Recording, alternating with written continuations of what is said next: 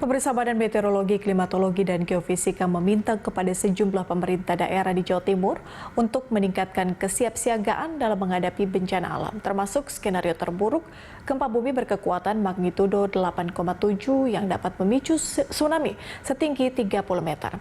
Mengingat daerah Jawa Timur terbentuk karena adanya tumpukan lempeng Eurasia dan Indo-Australia, bagaimana pemodelan ini bisa terbentuk dan apa yang harus disiapkan untuk mitigasi bencana. Kita telah terhubung dengan pakar geologi Institut Teknologi 10 November Surabaya, Pak Amin Widodo. Pak Amin, selamat sore. Selamat sore, Mbak. Baik, terima kasih sudah bergabung bersama kami di Prime Time, Pak Amin. Jadi dalam 5 bulan terakhir diketahui bahwa frekuensi gempa yang terjadi di Jawa Timur ini sangat tinggi. Bagaimana sebenarnya skenario dari pemodelan ini? Jadi karena frekuensinya tadi sangat tinggi tadi, akhirnya kan BMKG memutuskan untuk membuat skenario terburuk. Dan memang dari laporan-laporan Pusat Studi Gempa Nasional bahwa di selatan Jawa itu memang ada beberapa gempa yang sangat besar, yang lebih dari 8 tadi, baik di Jawa Barat maupun di Jawa Timur. Jadi dampaknya 8,7 tadi. Nah, kalau itu dimodelkan, maka dia bisa membangkitkan tsunami yang seperti diceritakan tadi. Pak Amin, artinya Anda sepakat dengan pemodelan yang dibuat oleh BMKG? Jadi memang seharusnya memang demikian. Jadi setiap daerah dimanapun itu harus menyiapkan diri terhadap gempa terbesar yang pernah terjadi. Yang disiapkan semuanya, jadi infrastrukturnya, bangunannya, orangnya. Jadi apa yang dilakukan BMKG itu ya memang ini adalah skenario terburuk. Jadi gempa yang terbesar yang pernah terjadi di situ yang dipakai untuk acuan pemodelan tadi. Oke. Pak Amin, kemudian gempa besar dan tsunami sebesar magnitudo 7,8 kemudian pernah terjadi di Banyuwangi, Jawa Timur sebelumnya. Apakah memang wilayah ini sebagai yang bisa kita katakan bahwa yang paling rawan di Indonesia atau seperti apa? Oh, kalau yang paling rawan di Indonesia semua daerah tumbukan lempeng tadi itu semua daerah rawan gempa besar tadi, mulai dari Aceh sampai ke Jawa Barat, Jawa Timur, Bali, semua itu termasuk daerah yang rawan karena di situ terjadi tumbukan lempeng tadi yang kita kenal dengan megatrust tadi. Nah, megatrust itu bisa menghasilkan gempa yang besar tadi. Ya memang betul tadi tahun 94 jam 2 malam, tanggal 3 jam 2 malam, itu terjadi 7,8 itu besar sekali. Dan itu juga menimbulkan tsunami dan itu harus diingat oleh semua orang bahwa memang rawan tsunami di sana.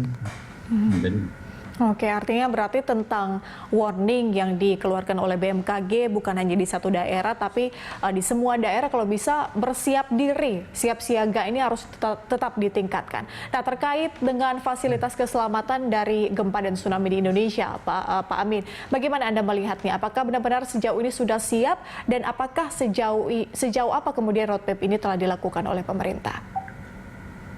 Jadi kalau kita lihat apa yang dilakukan BNPB waktu itu tahun 2019, mereka melakukan sosialisasi terkait dengan gempa ini, gempa megatrust dan tsunami mulai dari Banyuwangi sampai ke Banten. Itu ada roadshow panjang.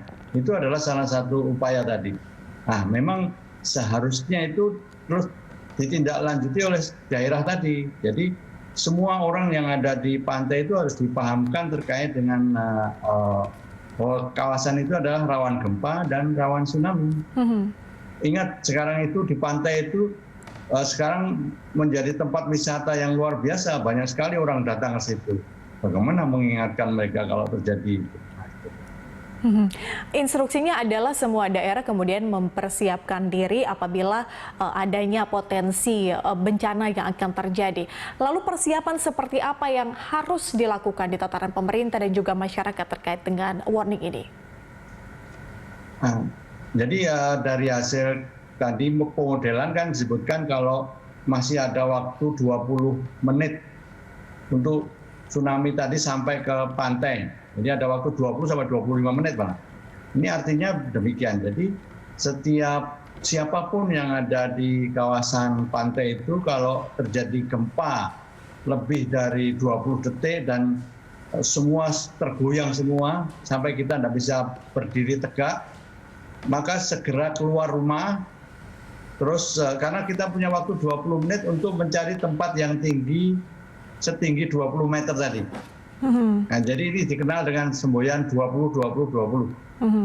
Jadi 20 detik, 20 menit, 20 meter lebih tadi harus dicari seperti itu. Nah, ini harus dipahamkan oleh semua orang yang ada di kawasan pantai itu, baik yang berwisata, pemilik hotel, yang penduduk sendiri, semua harus dipahamkan mengenai ini, sehingga mereka bisa selamat nantinya kalau terjadi tadi skenario terburuk.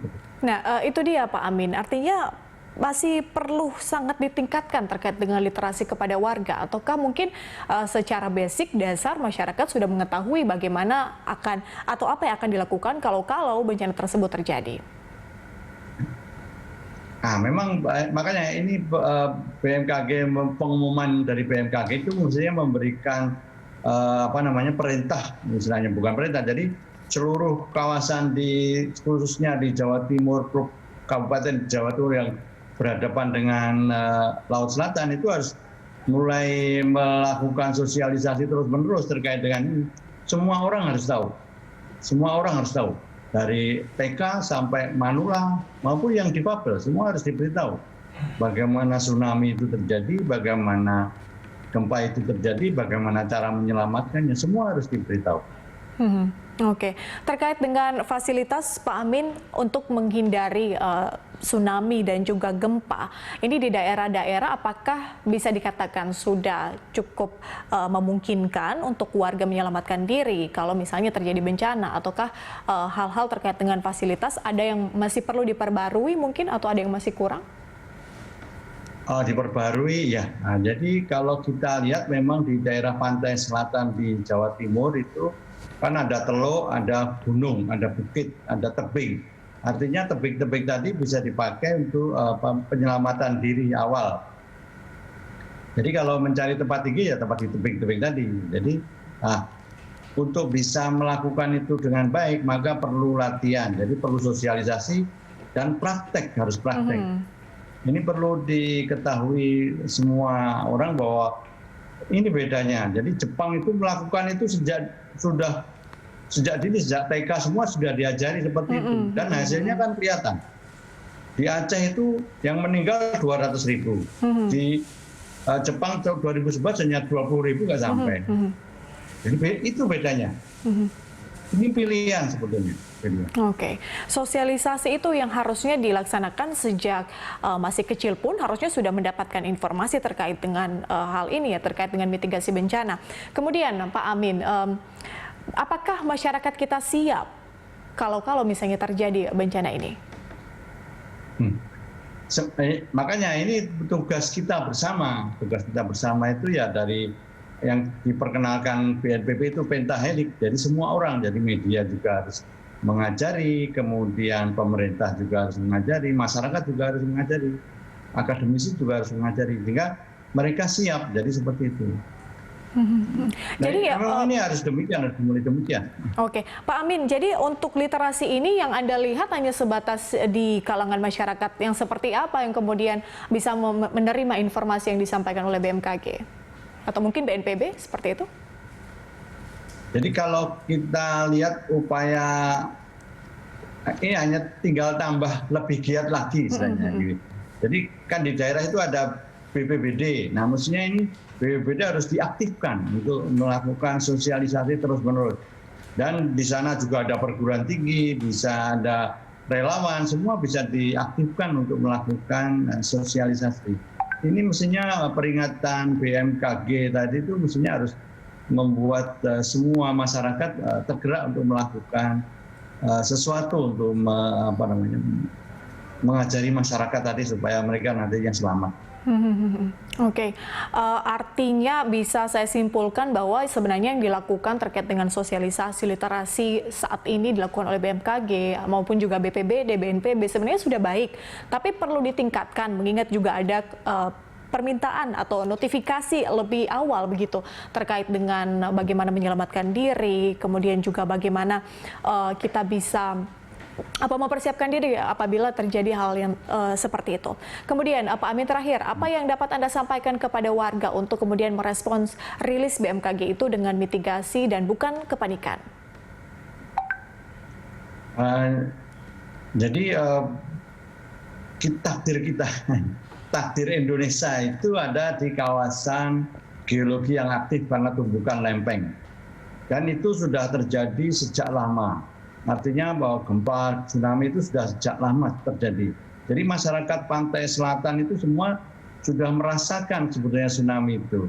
Dan itu pada waktu itu dikenalkan oleh masyarakat zaman dulu bahwa kalau penunggu laut marah, itu artinya tsunami itu.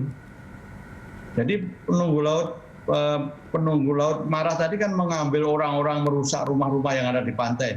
Nah itu adalah menunjukkan bahwa dulu pernah terjadi hal itu.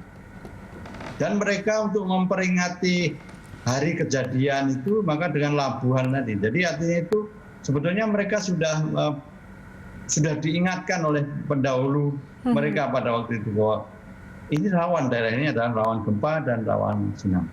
Oke, artinya tetap bijak menangkap informasi dan juga tetap mempersiapkan diri, meningkatkan kewaspadaan. Terima kasih Pak Amin Widodo sudah bergabung bersama kami di Prime Time. Ya, kita juga terima kasih kepada media satu yang mau. Terima kasih. Berita satu yang mau.